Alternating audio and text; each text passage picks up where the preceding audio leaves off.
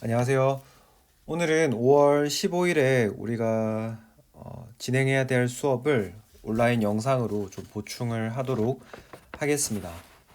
지난 시간에는 이제 한 분 오셔가지고 저랑 수업을 진행을 했습니다. 아마 여러분들도 영상을 통해서 강의를 다 확인하셨을 거라고 생각을 하고요. 지난 시간에 우리가 했던 것을 간단하게만 짚고 넘어가면은 우리는 이성분계의 상평형에 대해서 이야기를 하였습니다. 그래서 이성분계라고 하면 이제 용액을 나타내는 거죠. 그래서 우리는 그 중에서 이제 증류에 대해서 좀 자세하게 살펴보았습니다. 증류 과정을 이해하기 위해서 우리는 압력 조성 다이어그램을 그려보았고, 그 다음에 온도 조성 다이어그램도 그려보았습니다.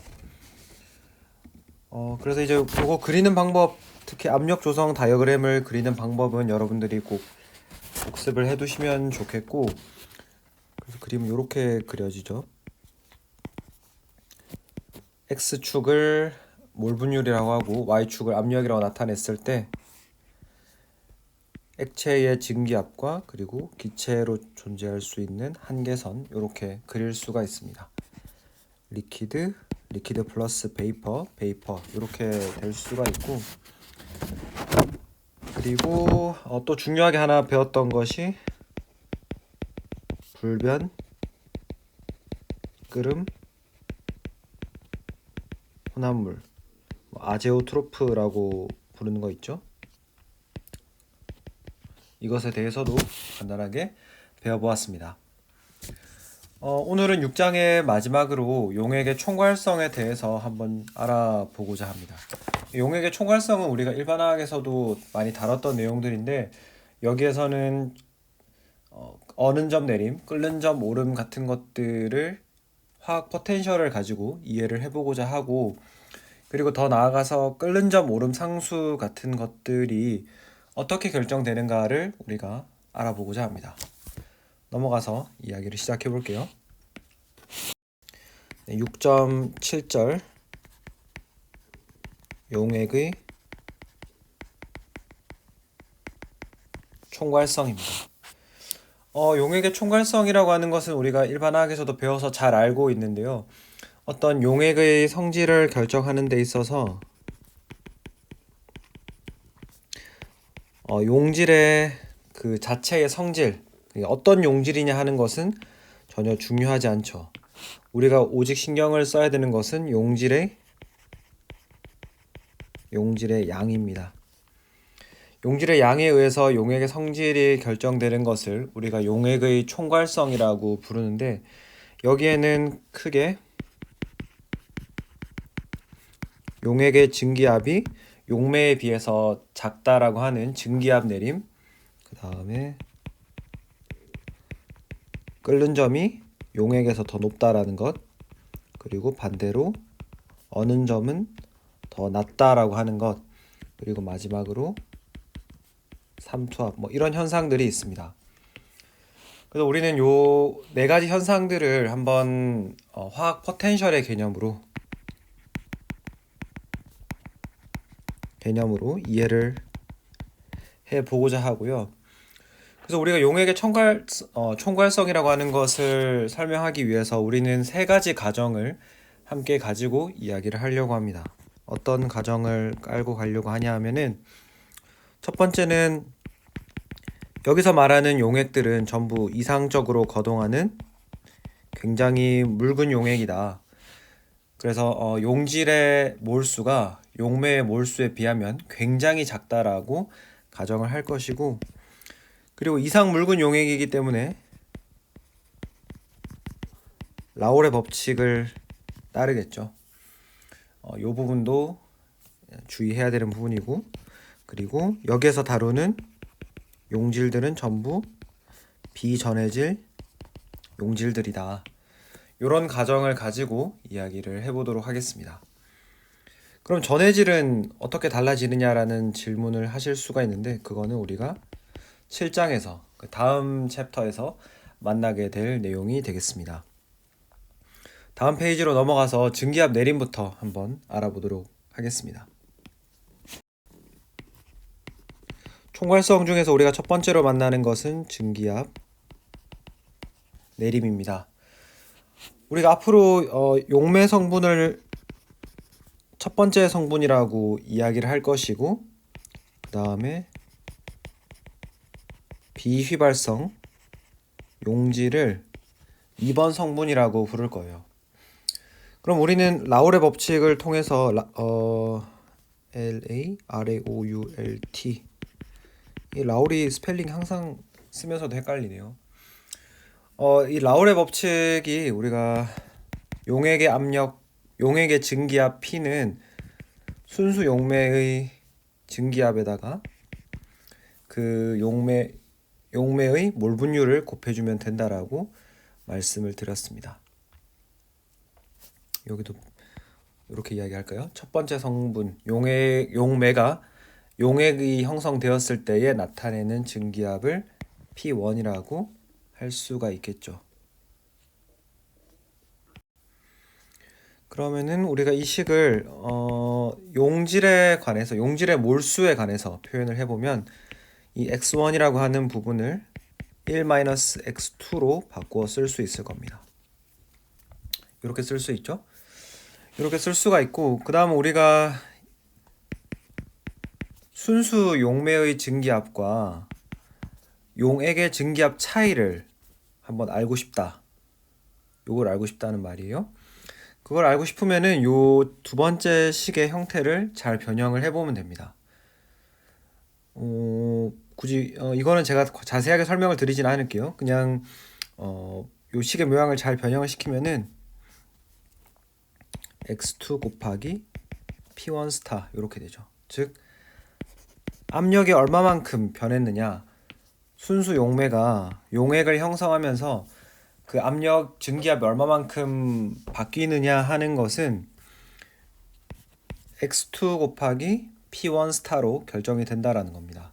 즉 이 식에서 보면 알 수 있다시피 용질의 몰수 곱하기 용매의 증기압 이렇게 결정되죠. 이 용질이 뭐 설탕이냐 아니면은 뭐 장뇌냐 뭐 이런 어떤 물질인지에 대해서는 우리는 관심이 없습니다.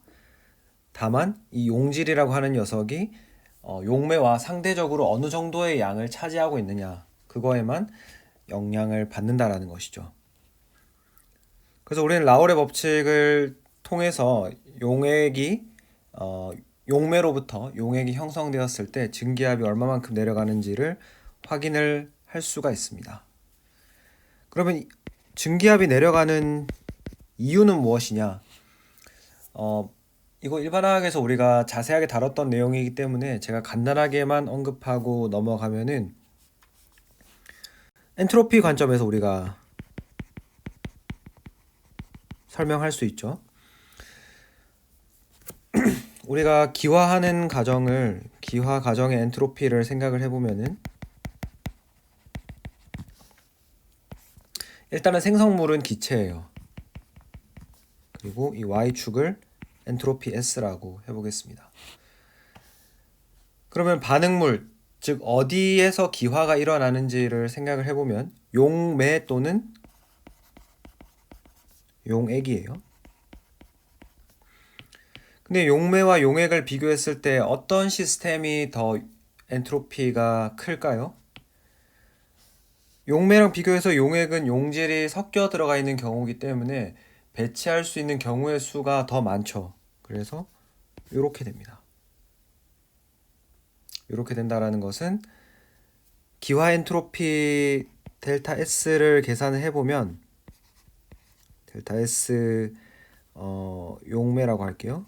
델타 S 용매와 델타 S 용액을 비교를 해보면 용액의 엔트로피 변화에 비해서 용매의 엔트로피 변화가 더 크죠.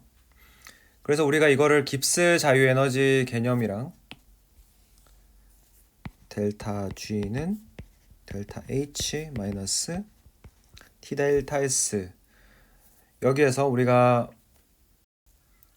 같은 온도에라고 생각을 하고, 그 다음에 기화 과정에 수반되는 엔탈피 변화는 거의 비슷하다라고 생각을 했을 때에 용매의 경우가 델타 S가 더 크다라고 이야기를 했습니다. 그래서 순수 용매에서 기화가 일어날 때랑 용액에서 기화가 일어날 때랑 비교를 해보면은 용매, 그 다음에 아래쪽은 T 델타 S의 용액, 이렇게 되죠. 앞에 요 두 개의 값이 크기가 비슷하다라는 거예요. 비슷한데 델타 S 용매가 델타 S 용액보다는 더 크다라고 합니다. 그러면은 이 값이 델타 G 용매 기화가 델타 G 용액 기화보다 값이 더 작아지겠죠. 그죠? 조금 복잡하긴 한데 델타 S 용매라고 하는 엔트로피 증가량이 용액에서보다 용매에서 더 커요. 거기에 근데 문제는 마이너스 기어로 들어가잖아요. 마이너스 기어가 더 크다는 이야기예요. 그죠? 마이너스를 더 많이 빼니까 델타 G의 부호가 용매에서가 더 작다라고 이야기를 할 수 있습니다. 델타 G가 작으면 작을수록 더 자발적으로 그 반응이 잘 일어난다라는 거죠.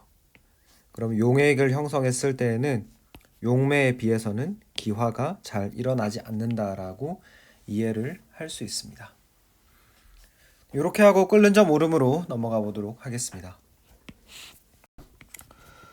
총괄성에서 우리가 이야기하게 되는 두 번째 성질이 끓는 점 오름인데요. 먼저 그럼 우리가 끓는 점이라고 하는 것을 간단하게 정의를 하고 지나가 보면은 용액이 되었든 용매가 되었든 그것의 증기 압력이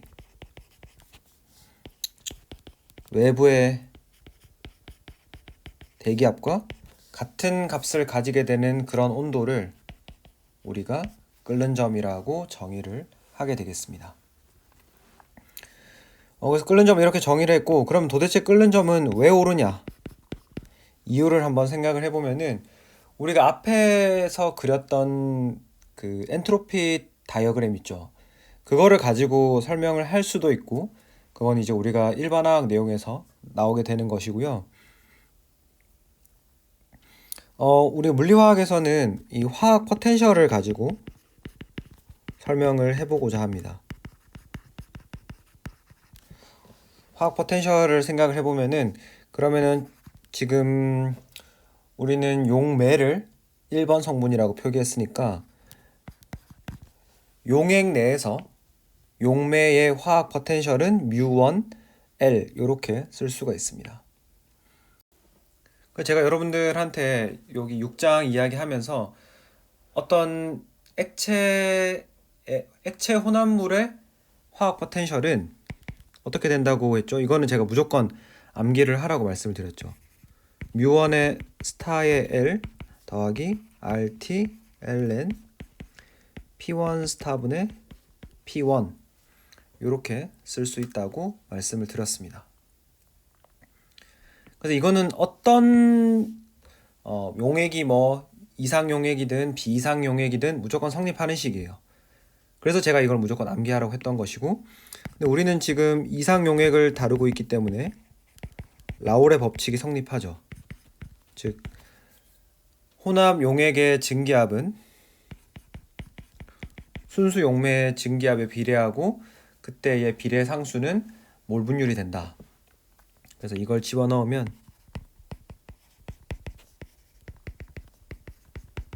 RT ln x1이죠. 네, 첫 번째 성분 RT ln x1 이렇게 쓸 수가 있습니다. 그러면 우리가 단순하게 화학 포텐셜을 비교해 보면은 용매의 화학 포텐셜과 용액의 화학 포텐셜을 비교를 해보면 누가 더 크죠? 여러분들이 여기 뭐 용액에다가 뭐를 더해줬으니까 RTLN X1만큼 더해줬으니까 용액이 더 큰 거 아닌가요? 이렇게 대답을 할 수도 있습니다. 근데 이 RTLN X1이라고 하는 값을 봐보면은 X1이 몰분율이기 때문에 이 값은 0보다 크거나 같고 1보다 작거나 같죠. 그럼 여기에다가 로그를 취하면은 ln x1이 되면 이 값은 마이너스 무한대보다 크고 0보다 작은 이런 0보다 작거나 같은 이런 값이 되어버립니다. 그렇기 때문에 이거는 그냥 음수예요. 음수기 때문에 그러면 결국에는 부등호 방향은 어떻게 되나요? 부등호 방향은 이게 아니라 용액이 오히려 더 큰 화학 포텐셜을 가지게 됩니다. 그죠? 그러니까 뭐 용매의 화학 포텐셜이 10인데 음수 마이너스 1을 더했으니까 용액의 포텐셜은 용매의 화학 포텐셜에 비해서 작아지게 되는 거죠. 그래서 우리가 그림 6.16을 같이 한번 보시면은 온도 T에 따라서 화학 포텐셜을 그려 놓았는데요. 우리 예전에 했던 거 기억나실 거예요. 깁스 온도에 따라서 깁스 자유 에너지 그렸던 거 생각이 나실 텐데. 이거 써볼까요? 라운드 G, 라운드 T, P는 마이너스 S라고 말씀을 드렸죠.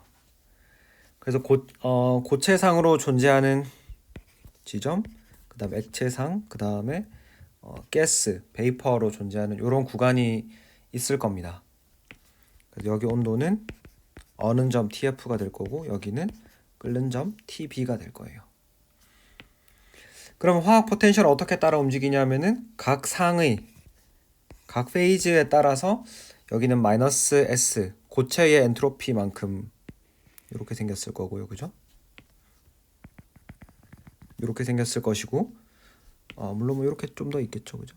이렇게 있을 것이고 그 다음에 TB에는 여기는 이제 액체의 포텐셜이니까 제가 그림을 최대한 잘 그려보도록 하겠습니다. 이렇게 되겠죠.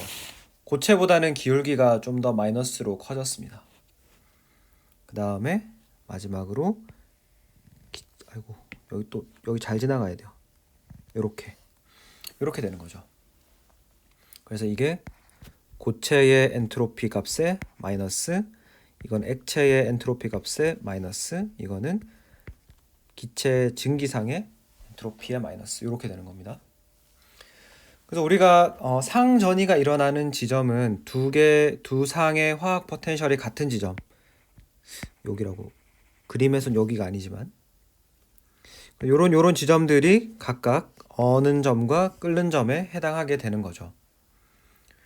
근데 우리가 위에 가보면은 순수 용매가 아니라 이제 용액이 되면은 화학 포텐셜이 감소하는 거예요. 그 말은 무슨 말이냐면은 요 라인 있죠.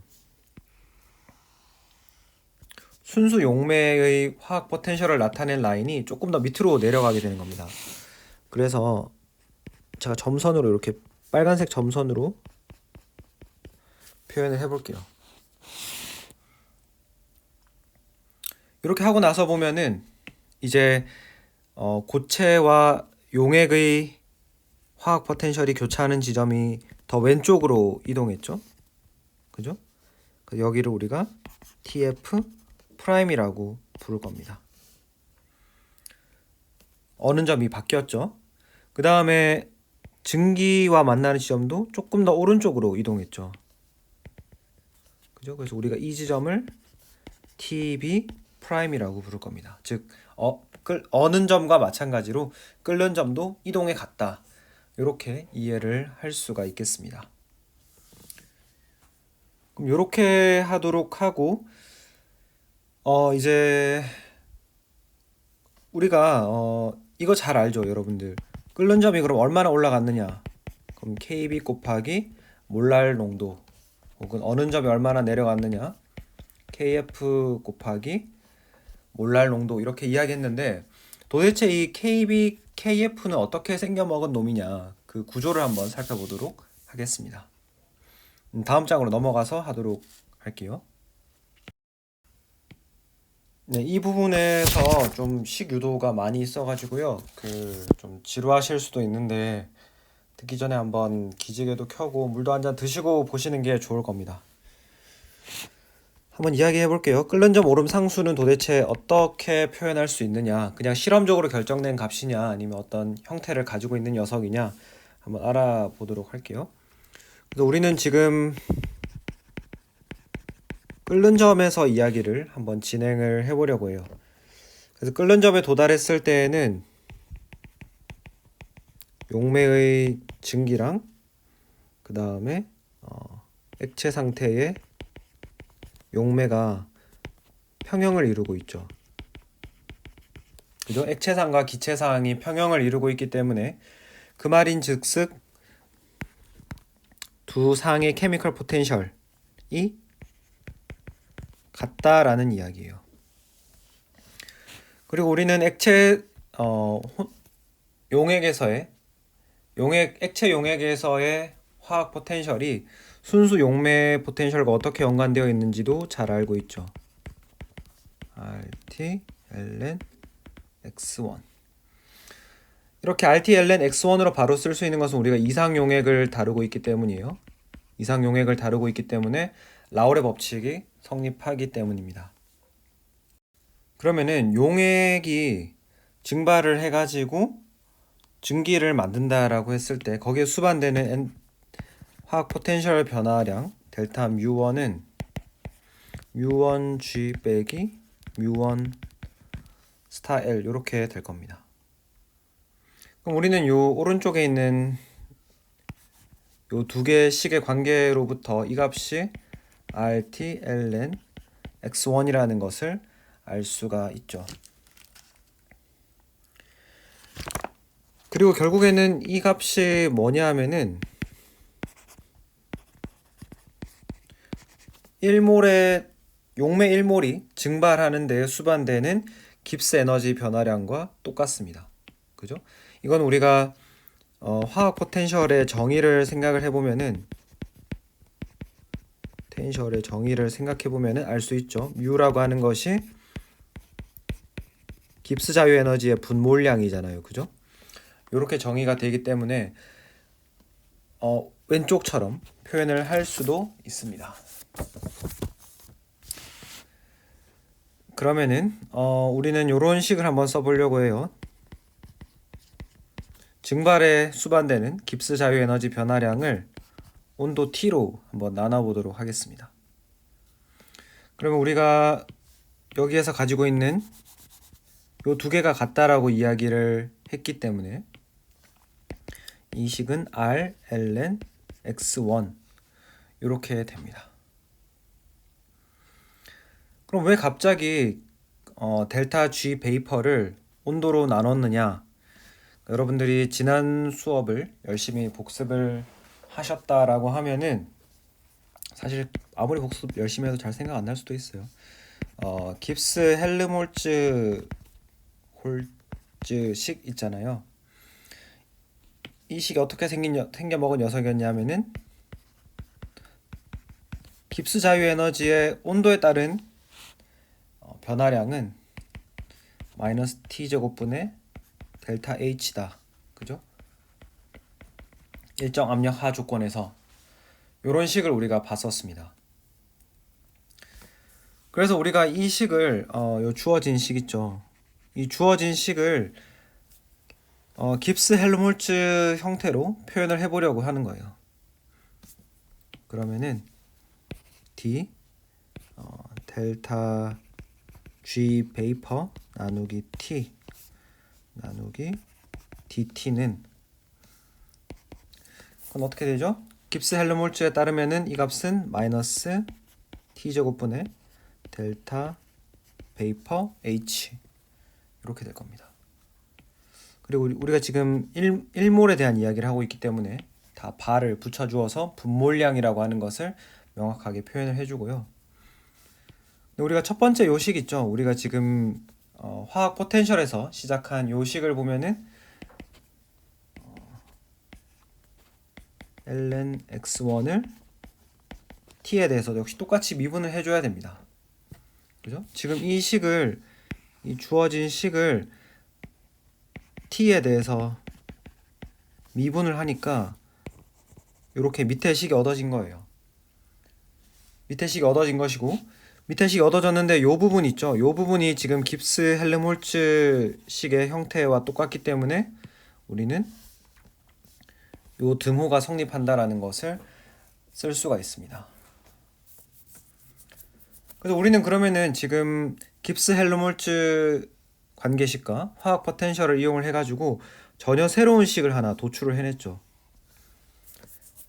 그래서 증발에 따른 엔탈피 변화량이 그 용질의 몰 분율을 로그 값을 취한 것을 온도에 따라 미분한 값과 깊은 연관이 되어 있다라는 것을 알아낸 것입니다. 그래서 요것을 ln x1에 관한 것을 왼쪽 식으로 두고 온도에 관한 것을 전부 다 오른쪽으로 몰아버리면은 이것은 식의 모양이 RT 제곱 뭐 이런 형태로 쓸 수가 있겠죠. 이런 형태가 될 거고, 근데 우리는 이제 이 미분 형태보다는 적분 형태로 썼을 때에 훨씬 더 해석이 쉬우니까 적분을 수행을 할 텐데, 적분을 어디에서 어디까지 할 거냐 하면은 순수 용매에서 출발해서 그것을 용액을 만든다라고 생각을 해볼게요. 그러면은 순수 용매에서는 용매의 몰 분율이 1이겠죠.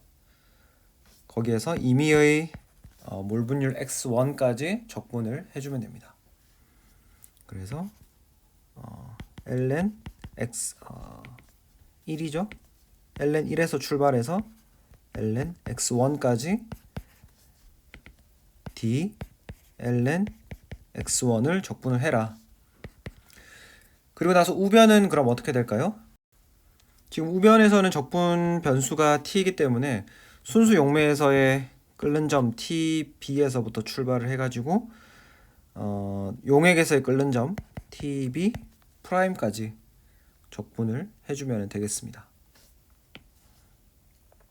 그러면은 마이너스 r분의 델타 vap h, 그래서 tb에서 tb 프라임까지 t제곱분의 1 dt를 적분을 해주면 되죠. 적분을 해주고 나면은 좌변은 ln x1 마이너스 ln 1이 되죠. 그리고 우변의 경우에는 마이너스 r분의 델타 vap h바. 적분 과정을 제가 자세하게 다 쓰지는 않을 텐데요. 마이너스 t분의 1이 될 거니까 마이너스 tb 프라임분의 1 빼기 마이너스 tb분의 1 이렇게 되어가지고 부호가 상당히 난잡하지만 부호를 다 정리를 해보면은 ln x1이라고 하는 값은 r분의 델타 vap h바가 tb 프라임분의 1 빼기 tb분의 1 뭐 이렇게 쓸 수가 있을 겁니다. 그리고 나서 이제 뭐 이 식을 이 부분 있죠. 이걸 조금 더 간단하게 만들기 위해서 몇 가지 기교들을 한번 집어넣어 볼 건데요. 요것만 따로 떼내 가지고 이야기를 해볼게요. tb 프라임분의 1분의 tb 그 통분이라고 하죠. 분모를 똑같이 해주는 작업을 해주면은 tb 프라임 빼기 tb 이렇게 될 겁니다. 반대인가요? 반대군요. 이렇게 반대가 될 것이고, 그 다음 결국에는 이 지금 요 분자에 해당하는 부분 있죠. 요 분자에 해당하는 부분이 끓는 점이 얼마만큼 변했느냐 그걸 나타내는 거예요. 그래서 우리가 tb 프라임 용액에서의 끓는 점 빼기 순수 용매의 끓는 점을 델타 tb로 정의를 할 수 있죠. 이렇게 할 수가 있고, 그 다음에 분자 부분을 보시면은 TB랑 TB 프라임은 사실은 크게 바뀌지 않죠. 그러니까 이거 TB랑 TB 프라임은 상당히 유사하다, 거의 같다라고 볼 수 있습니다. 이 두 가지를 조합을 하면은 마이너스 R분의 델타 VAP H 바는 TB 제곱 분의 델타 TB 이렇게 쓸 수가 있게 됩니다. 그죠? 원래 여기 마이너스가 이제 요 마이너스가 여기 델타 TB에 붙어 있는 마이너스를 제가 빼온 거예요. 그죠? 이게 TB 제곱분의 마이너스 델타 TB로 근사할 수 있다라는 거죠. 이렇게 쓰고 나서 보면 이제 점점점 우리가 잘 아는 식의 형태에 가까워지고 있습니다. 우리가 이제 알고 싶어하는 끓는 점 오름 부분도 나왔고, 근데 이제 여전히 부족한 것은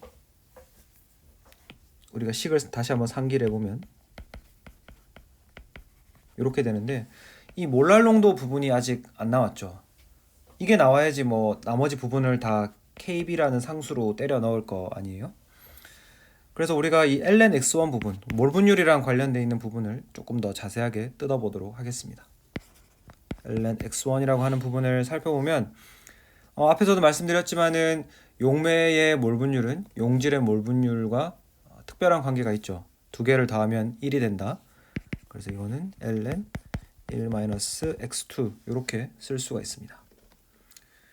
그리고 우리가 아마 대학 수학 시간에 배우셨을 수도 있는데 테일러 시리즈라고 하는 게 있죠. 테일러 시리즈라고 하는 것은 어떤 임의의 함수를 우리가 다항 함수의 무한한 합으로 나타낼 수 있다라는 거예요. 그러니까 뭐 이게 로그 함수가 되든 사인 함수가 되든 뭐가 됐던지 간에 우리가 다항 함수, 그러니까 뭐 x, x제곱, x세제곱 이런 것들을 무한하게 다 더하면은 실제 모양, 그런 이상한 모양, 어떠한 이상한 모양의 그래프도 다항 함수로 나타낼 수 있다라는 것이 이 테일러 시리즈인데요. 그래서 ln 1-x2를 우리가 다항 함수로 풀어보면 마이너스 x2 마이너스 2분의 x2의 제곱 마이너스 3분의 x2의 세제곱 이런 식으로 나타나게 됩니다. 근데 우리는 지금 묽은 용액이라고, 굉장히 묽은 용액을 가정을 하고 있기 때문에 이 x2의 값이 굉장히 작겠죠. 1보다 굉장히 작은 값을 가질 겁니다. 1보다 굉장히 작은 값을 뭐 제곱하고 세제곱하고 이러면은 이거는 굉장히 0에 가깝게 되겠죠. 그죠? 예를 들어서 뭐 x2가 0.01이다. 이거 제곱하면은 만분의 1 되고 세제곱하면은 어떻게 되죠? 뭐 100만분의 1 되나요? 네, 100만분의 1 뭐 그렇게 되죠. 굉장히 작아지니까 2차, 3차는 무시할 수 있다. 즉 이거는 마이너스 x2로 쓸 수가 있다라는 것까지 알 수 있습니다. 그럼 종합해 보면은 마이너스 x2 좌변은 이제 이 식 있죠. 이 식을 우리가 다시 한번 써보면은 좌변은 ln x1이 그냥 마이너스 x2 이렇게 간략화 될 것이고, 우변은 우리가 그대로 둘 텐데 r분의 델타 VAP h바 곱하기 tb 제곱분의 델타 tb 이렇게 쓸 수가 있습니다. 그래서 이 식의 모양을 이제 요거 형태 있죠. 요 형태로 한번 최대한 비슷하게 되도록 써주면 델타 tb라고 하는 것은 델타 VAP h바분의 r tb 제곱 거기에 용질의 몰분율 x2를 곱한 값이 되겠습니다. 이제 뭐 꽤나 비슷해졌는데 여전히 요 x2랑 몰랄 농도 m 여기 좀 다르죠. 그래서 x2를 다시 한번 뜯어보면은 x2를 봐보면 이 몰분율은 정의에 따라서 용질의 몰수 더하기 반대로 말했네요. 용매의 몰수 더하기 용질의 몰수분의 용질의 몰수 이렇게 됩니다. 앞에서 설명드렸다시피 굉장히 묽은 용액이기 때문에 용매의 몰수가 용질의 몰수에 비해서 압도적으로 크죠. 그래서 이 식은 N1분의 N2로 근사가 될 수가 있고, 그러면 이것은 N2 나누기 이 용매의 몰수가 어떻게 결정됩니까? 용매의 몰수라고 하는 것은 용매 분자의 분자량 분의 용매 시료의 질량 W1 이렇게 됩니다. 그죠? 이렇게 되는데, 그러면은 요 식을 그래도 잘 살펴보면은 요 부분 한번 봐볼까요? 이렇게 살펴보면은 이렇게 살펴보면은 이 식이 지금 어떤 형태냐 하면은 용질의 몰수 나누기 용매의 질량 이렇게 돼버려요. 이게 바로 뭐의 정의죠? 이게 바로 몰랄 농도의 정의잖아요. 그죠? 그래가지고 이 식은 M2 곱하기 M1 용질의 몰랄 농도 곱하기 용매의 분자량 이렇게 돼버리는 겁니다. 그죠? 그래서 우리가 요거를 이렇게다가 집어넣어주면 델타 TB는 델타 VAP H바분의 RTB 제곱 곱하기 M1 곱하기 M2 이렇게 되는 겁니다. 그래서 우리가 뭐 길고 긴 과정이었는데요. 요 부분을 싹 다 묶어 가지고 그냥 KB라고 퉁치면 바로 우리가 잘 아는 끓는 점 오름 상수 KB 곱하기 용질의 몰농도 M2다 이렇게 되는 것을 확인을 할 수가 있죠. 즉 KB라고 하는 것은 H바분의 RTB 제곱 곱하기 용질의 몰 질량 M1 이렇게 쓸 수가 있습니다. 이 부분도 중요하기 때문에 여러분들이 좀 길었지만 한 17분 동안 이야기했는데 어차피 저희가 영상이 있기 때문에 꼭 다시 돌려보시고 어떻게 유도하는지 잘 확인을 해두시면 좋겠습니다. 그래서 어는 점 내림 같은 경우에는 끓는 점 오름이랑 굉장히 유사한 방식으로 설명할 수 있기 때문에 이 부분은 따로 설명드리지 않고 마지막 내용 3투합으로 넘어가 보도록 하겠습니다. 오늘 수업의 마지막으로 살펴볼 내용은 3투합이 되겠습니다. 3투합 역시도 여러분들이 잘 아시는 내용인데, 농도 차이가 나는 두 용액 사이에 어떤 분리막이 있다라고 하면은 그 분리막을 통해서 용매가 건너가게 되는 거죠. 그 용매가 건너가면서 작용하게 되는 압력을 우리가 3투합이라고 부릅니다. 그래서 뭐 정말 간단한 시스템을 이야기를 해보면은 분리막으로 분리가 되어 있는 왼쪽과 오른쪽, 레프트, 라이트가 이렇게 있다라고 하고, 여기 왼쪽은 순수 용매라고 이야기를 해볼게요. 오른쪽은 용질이 섞여 있는 용액이다. 이렇게 한번 이야기를 해보도록 하죠. 여전히 우리는 용매를 1번 성분으로, 용질을 2번 성분으로 표현을 할 겁니다. 그러면 왼쪽에 있는 용매의 화학 포텐셜 μ1L은 μ1 스타에다가 RTLN X1이죠. 근데 이거는 우리가 왼쪽은 순수 용매이기 때문에 이 X1의 값이 1이죠. 이 값이 1이기 때문에 로그를 씌운 값이 그냥 0입니다. 그래서 이거는 μ1 스타, 즉 왼쪽에 있는 1번 성분의 화학 포텐셜은 1번 성분이 순수하게 있는 형태와 똑같죠. 그죠? 사실 뭐 이거는 말장난처럼 들릴 수도 있겠지만 당연한 이야기입니다. 왼쪽은 순수 용매 상태이기 때문에 순수 용매의 화학 포텐셜은 당연히 μ1 스타로 쓸 수가 있는 거죠. 그럼 μ1R 오른쪽은 어떻게 됩니까? μ1 스타 더하기 RT ln x1. 이번에는 x1이 1보다 작은 값을 가질 것이기 때문에 이 값을 그냥 지워버릴 수 없죠. 그래서 mu1r은 이런 식으로 주어지게 됩니다. 우리가 앞에서도 이야기했지만은 이 rt ln x1이라고 하는 부분이 음수 값이기 때문에 mu1l과 mu1r을 비교를 해보면 mu1l이 더 크다라는 것을 우리가 알 수가 있죠. 그럼 화학 포텐셜이 다르기 때문에 이 둘 사이에는 어떤 이동 혹은 화학 반응이 진행이 될 것이고, 근데 지금 우리는 이 분리막이라고 하는 것을 사용을 했는데, 보통 삼투압을 이야기할 때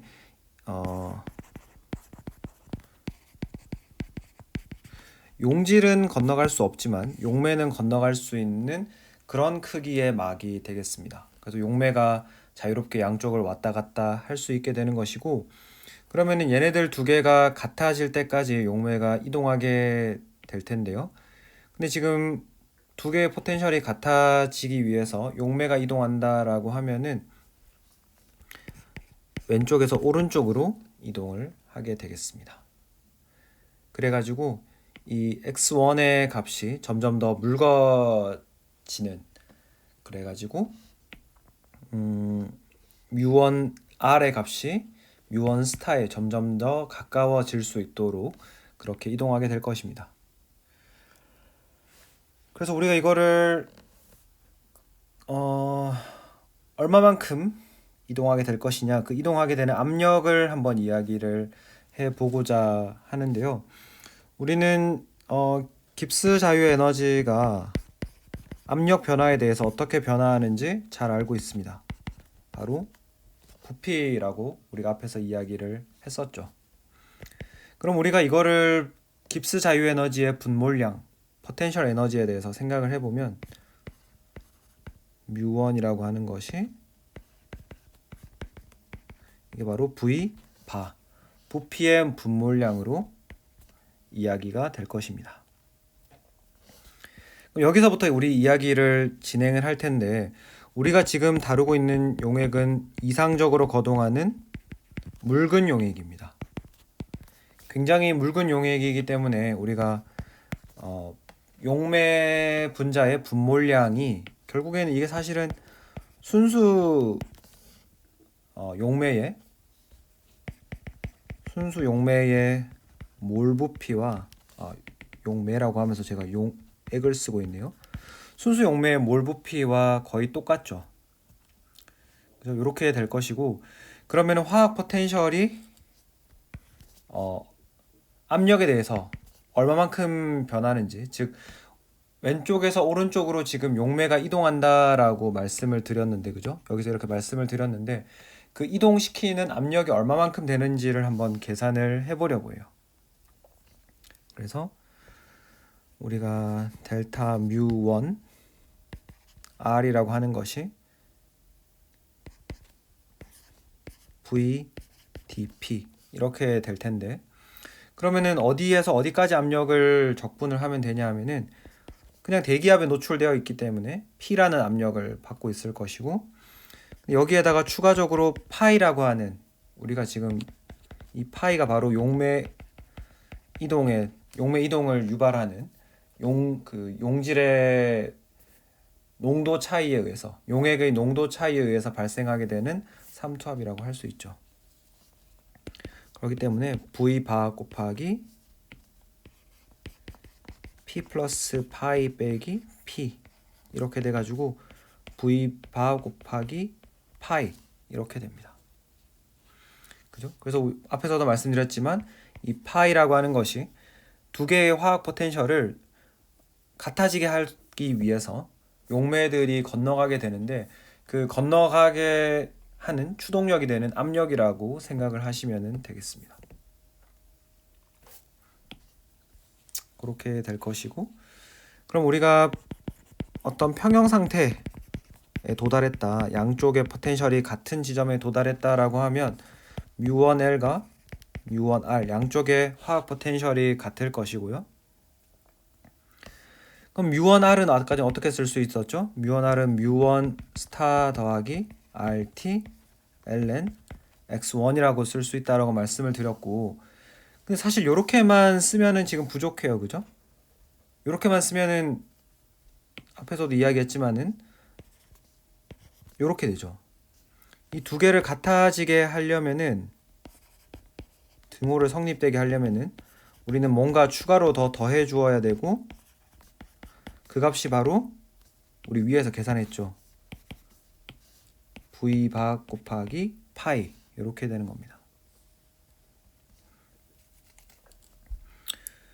이렇게 쓸 수가 있고 그 다음에 우리가 처음에 어떤 식을 썼었냐 하면 μ1L 같은 경우 이거는 지금 순수 용매의 화학 포텐셜이에요. 그래서 이 값은 μ1 스타랑 똑같죠. 그죠? 그렇다고 생각을 하면은 요 두 개를 상쇄시켜 버리는 거예요. 두 개를 상쇄시키고 나면은 RT ln x1 더하기 v바 곱하기 파이 이렇게 쓸 수가 있죠. 그죠? 이렇게 쓸 수가 있고 우리는 지금 여기서 뭘 하고 싶으냐 하면은 삼투압에 관련된 우리가 잘 아는 식 파이는 몰농도 곱하기 기체상수 R 온도 T의 곱으로 나타낼 수 있다. 이거를 유도를 하려고 하는 거예요.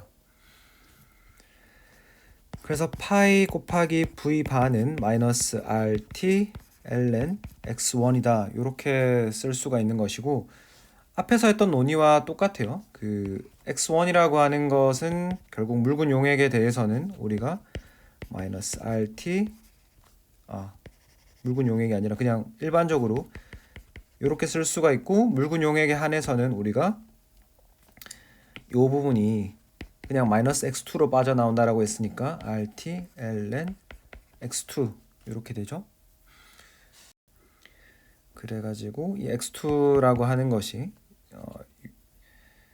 용질의 몰 분율이라고 하는 것이 용매의 몰수 더하기 용질의 몰수분의 용질의 몰수 이렇게 쓸 수 있는데 묽은 용액에 한해서는 우리가 이거를 N1분의 N2 그죠? 용매의 몰수가 압도적으로 더 클 거기 때문에 이렇게 쓸 수가 있는 것이고요.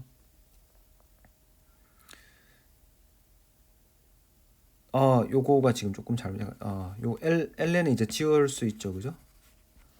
우리가 테일러 시리즈에서 이렇게 근사할 수 있다라고 말씀을 드렸습니다. 그러고 나면은 이제 파이 곱하기 v 바는 RT ln ln 자꾸 또 쓰네요. RT x2인데 x2라고 하는 것이 n1분의 n2라고 쓸 수 있다라고 했으니까 이렇게 되겠죠. 근데 이 v 바라고 하는 것이 정의가 v 바는 용매의 순수 용매의 몰 부피라고 이야기했기 때문에 이거는 용매의 부피분의 부피를 용매의 몰수 n1으로 나눠주면 됩니다.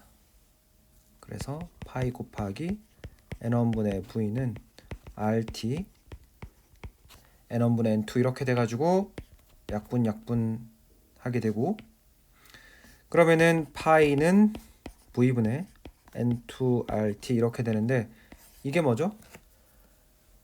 용질의 몰수 나누기 부피니까 이게 바로 몰농도 M RT 이렇게 되는 겁니다. 그래서 우리는 그 용매 분자를 화학 포텐셜이 더 높은 곳에서 낮은 쪽으로 보내게 되는 그 압력 파이가 MRT에 지워버리면 안 되는데 MRT에 해당한다라는 것을 알 수가 있죠. 이렇게 해서 이제 6장이 끝났습니다. 6장이 끝났고 숙제 문제는 제가 숙제 여기 써드릴까요? 그냥 좀 많습니다.